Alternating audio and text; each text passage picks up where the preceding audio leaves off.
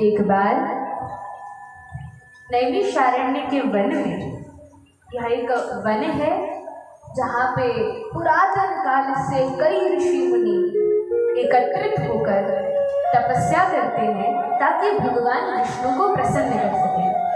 इसीलिए यह नैमिष वन भगवान विष्णु की प्रिय स्थली है, भगवान विष्णु का ही स्थान माना जाता है।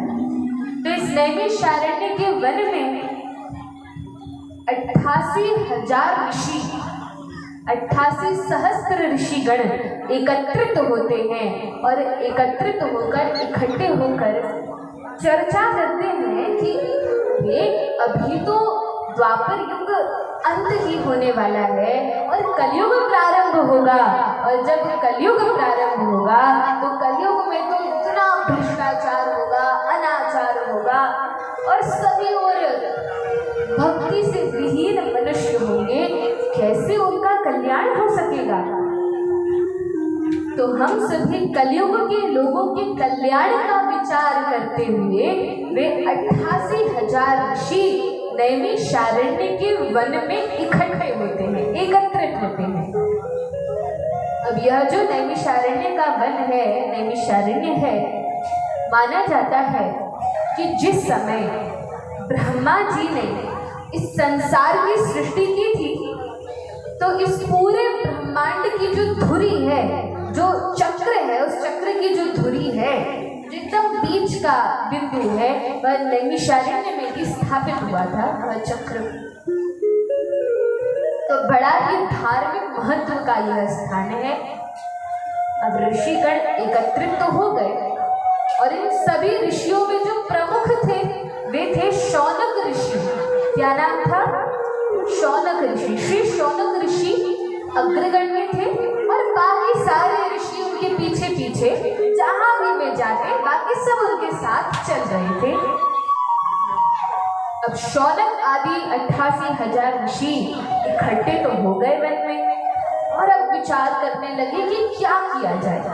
तब सभी ने निष्कर्ष निकाला कि देखो, भगवान यज्ञ से बड़े प्रसन्न होते हैं, तो हम एक कार्य करते हैं कि हम एक बहुत बड़े यज्ञ का अनुष्ठान करते हैं, आयोजन करते हैं, और उस यज्ञ में हम भगवान से प्रार्थना करेंगे कि हे भगवान, अब कलयुग आने वाला है और आप ऐसी कृपा करो कि कलयुग का जो कुप्रभाव है वह थोड़ा कम हो जाए और लोग आपकी भक्ति कर सकें। तो इस उद्देश्य को लेकर यज्ञ की सारी व्यवस्था कर ली, सब तैयारी कर ली और यज्ञ प्रारंभ होता उससे पहले ही वहां सूत गोस्वामी का आगमन हुआ। अब ये सूत गोस्वामी कौन है? तो कहा ये सूत गोस्वामी भगवान के बड़े महान भक्त हैं। उग्र श्रवा इनका नाम है, सूत कहकर इनको पुकारा जाता है। और यह उग्र श्रवा सूत बलराम जी के, बलदेव जो भगवान के भाई हैं, उन बलराम जी के बड़े ही कृपा पात्र हैं और श्री सुखदेव गोस्वामी के शिष्य हैं। अब ये सूत गोस्वामी जैसे ही आए, शौनक आदि ऋषियों ने पहचान लिया, अरे ये तो सूत गोस्वामी है, बहुत आदर सम्मान किया और बैठाया। अब देखिए, वहां पर यज्ञ करने के लिए बैठे थे, लेकिन एक महान विभूति सूत गोस्वामी का आगमन हुआ तो अपना कार्य छोड़कर पहले उन भगवान के भक्त का स्वागत किया और उनसे बैठकर प्रश्न करने लगे। क्या प्रश्न किए? तो 6 बड़े ही महत्वपूर्ण प्रश्न किए, जिसमें पहला प्रश्न है, शौनक आदि ऋषि पूछते हैं कि हे श्री सूत गोस्वामी, आप तो भगवान कृष्ण के इतने महान भक्त हैं, श्री सुखदेव गोस्वामी के शिष्य हैं और आप उनसे अभी अभी भागवत सुनकर आए हैं। कृपया हमें बताइए कि संसार के लोगों का कल्याण कैसे हो सकेगा। वेदों में यह बताया तो गया है, लेकिन बहुत उलझा कर बताया है। अब वेद पढ़ने की योग्यता इस कलयुग में लोगों की नहीं है। पढ़े भी तो इतनी क्लिष्ट भाषा है कि समझ नहीं पाएंगे, और उसके बाद सबकी योग्यता नहीं है, संस्कृत नहीं आती, और संस्कृत किसी को आए भी तो भी इतना कठिन विषय है कि आसानी से सामान्य जनता नहीं समझ सकती। इसलिए सीधे सीधे सरल सहज शब्दों में बताइए कि संसार में लोगों का कल्याण कैसे हो सकेगा। सूत गोस्वामी ने कहा, देखो शौनकादि ऋषियों, आपका प्रश्न बड़ा ही उत्तम है, और आपने केवल अपने स्वार्थ के लिए कोई प्रश्न नहीं किया, लेकिन जगत के कल्याण के लिए आप प्रश्न कर रहे हैं। यह बड़ी सुंदर बात है, और मैं आपसे प्रसन्न होकर 7 दिन बैठकर आपको भगवान की कथा सुनाऊंगा। शौनकादि ऋषि बड़े प्रसन्न हुए। अब यज्ञ का अनुष्ठान तो छोड़ दिया, क्योंकि जब भगवान की कथा सुनने को प्राप्त हो रही है तो सोचा पहले इस कथा रूपी महायज्ञ का श्रवण कान करते हैं।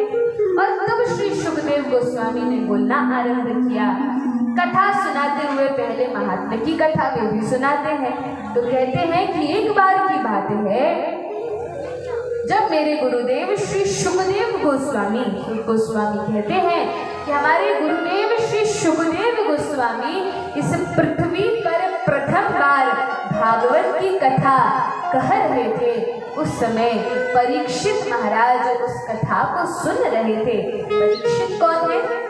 तो परीक्षित इस भागवत के प्रथम श्रोता हैं। सबसे पहली बार इस पृथ्वी पर यदि किसी ने भागवत सुनी है तो वे परीक्षित महाराज हैं, जो युधिष्ठिर महाराज पांडवों के वंश में आते हैं और इस संपूर्ण भारत के जो राजा थे। तो वे कथा सुनने बैठते हैं और सुखदेव गोस्वामी ने कथा सुनाते हैं। लेकिन हे शौनकादि ऋषियों, जिस समय परीक्षित को हमारे गुरुदेव सुखदेव गोस्वामी कथा सुना रहे थे, उस समय कथा प्रारंभ की ही थी कि स्वर्ग में बैठे देवी देवताओं ने विचार किया, अरे इस परीक्षित के बड़े भाग्य हैं, यह तो एक साधारण पृथ्वी का राजा है और इसको भगवान की कथा सुनने को मिल रही है, क्यों ना हम जाकर इस कथा का श्रवण पान करें और परीक्षित को कुछ छोटा मोटा लुभावना देकर उसको यहाँ से हटा दें। तो देवताओं ने यह योजना बनाई और विचार किया कि परीक्षित क्यों कथा सुन रहे हैं। तो पता चला कि परीक्षित महाराज को ब्राह्मण पुत्र का श्राप मिला है। क्या श्राप मिला है कि 7 दिनों के बाद तक्षक नामक नाग के सर्प के काटने से इनकी मृत्यु हो जाएगी। तो क्योंकि 7 दिन बाद मृत्यु होगी तो सबको छोड़कर परीक्षित भगवान की कथा सुनने बैठे हैं। देवताओं ने कहा कोई बात नहीं, हमारे पास इसका उपाय है। क्या उपाय है? हम अमृत का कलश लेकर जाते हैं। अब परीक्षित अमृत पिएंगे तो 7 दिन बाद तक्षक काटेगा तो भी मृत्यु नहीं होगी। हाँ, अच्छी बात है, चलो। अब सभी देवी देवता आ गए और सुखदेव गोस्वामी व्यासपीठ पर बैठकर कथा सुना रहे थे। सामने यजमान बनकर सुखदेव गोस्वामी बैठे थे, उन दोनों के बीच में आकर खड़े हो गए और देवता अमृत का कलश हाथ में रखकर कहने लगे, हे सुखदेव गोस्वामी, कहा कहिए क्या बात है? हमारी विनती है। क्या विनती है? आप परीक्षित को कथा सुना रहे हैं, लेकिन ये कथा तो भगवान की कथा है, बहुत बड़ी वस्तु है। क्या एक साधारण मनुष्य को आप सुना रहे हैं? यह कथा आप हम देवी देवताओं को सुना दीजिए। और परीक्षित यह तो एक राजा है, इसको हम अमृत दे देते हैं, यह मरेगा नहीं, इसकी आप चिंता ना करें, इसको वापस भेज दे और सारी कथा हमें सुना दें। ऐसी संकीर्ण बुद्धि को देखकर, ऐसी विचारधारा देखकर कि मनुष्य है उसको कथा मत सुनाओ, हम देवता हैं हमें कथा सुना दो। और यह सुनकर कि इस कथा के अमृत के बदले में आप कथा सुना दो, यह सुनकर सुखदेव गोस्वामी को बहुत क्रोध आया। सुखदेव गोस्वामी ने देवताओं से कहा, वस्तुधा क्व कथा लोके क्व काजः क्व मणिर्महान् ब्रह्मरातो विचार एवं तदा देवांचहासः। सुखदेव जी ने कहा, देखो, कहाँ तुम्हारा स्वर्ग का तुच्छ और कहा भगवान की मंगलमयी कथा।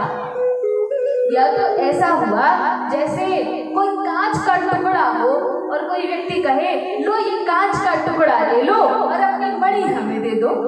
तो क्या कभी ऐसा हो सकता है कि कांच के टुकड़े के बदले में मणि दे दी जाए? तो कहा तुम्हारा ये जो स्वर्ग का अमृत है ना, यह तो एक कांच के टूटे टुकड़े के समान है और भगवान की जो कथा है यह अमृत के समान है, यह तो मणि के समान है। कैसे इसको हम तुम्हें दे दें? और दूसरी बात, तुम चाहते हो कि हम अमृत से अदला बदली कर लें? क्या भगवान की कथा की अदला बदली की जा सकती है? क्या इसको खरीदा जा सकता है? नहीं नहीं, ये संभव नहीं है। और इस प्रकार कहकर श्री सुखदेव गोस्वामी ने कहा देवी देवताओं से, चले जाओ यहाँ से, तुम लोग कथा के अधिकारी नहीं हो। तुम सोचते हो कि यह कथा अमृत के तुल्य है, यह कथा अमृत के तुल्य नहीं है, यह कथा तो अमृत से भी महान है, देवताओं को भगा दिया। तो यह जो भागवत की कथा है ये उन देवताओं को भी दुर्लभ है और स्वर्ग में बैठकर वे देवता भी प्रार्थना करते हैं कि हमें भगवान की कथा श्रवण करने का अवसर मिल जाए। अब आप सभी लोग सोचेंगे इसमें कौन सी बड़ी बात है, वे तो देवी देवता हैं, क्या उनके पास कोई सुविधा नहीं है कि कोई कथावाचक बुला ले और बैठकर बढ़िया स्वर्ग में कथा सुने? तो कहा कि स्वर्ग में इतने ऐश्वर्य हैं, इतने वैभव